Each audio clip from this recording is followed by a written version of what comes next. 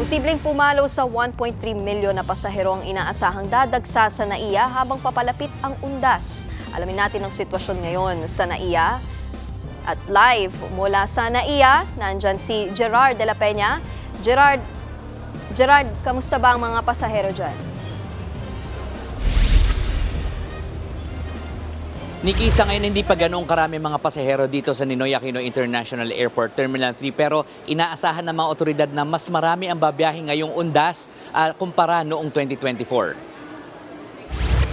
Sa pagtataya ng New NAIA Infrastructure Corporation ay posibleng pumalo sa 1.35 million ang bilang ng mga pasahero mula October 25 hanggang November 3. Mas mataas yan ang bahagya kumpara sa 1.3 million na naitala noong nakaraang taon. Kaya ikinasa na nila ang Oplan Undas 2025 para maging mas maayos at ligtas ang pagbiyahe ng mga pasahero.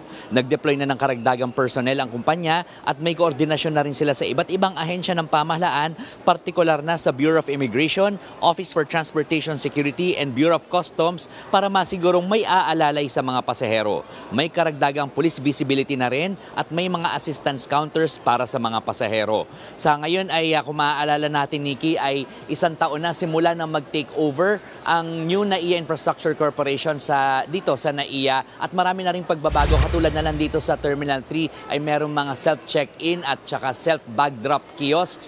Marami na rin mga bagong mga makakainan dito at mas malawak na rin yung mga parking dahil may mga property dito na na-convert, sinementohan at ginawang mas maayos na mapaparadahan. Nikki, dito sa NAIA ay katulad din siguro sa ibang mga transport terminals natin ay posibleng sa October 30 pa talaga yung dagsa o yung peak ng bilang ng mga pasahero dahil sa October 31 ay non-working holiday.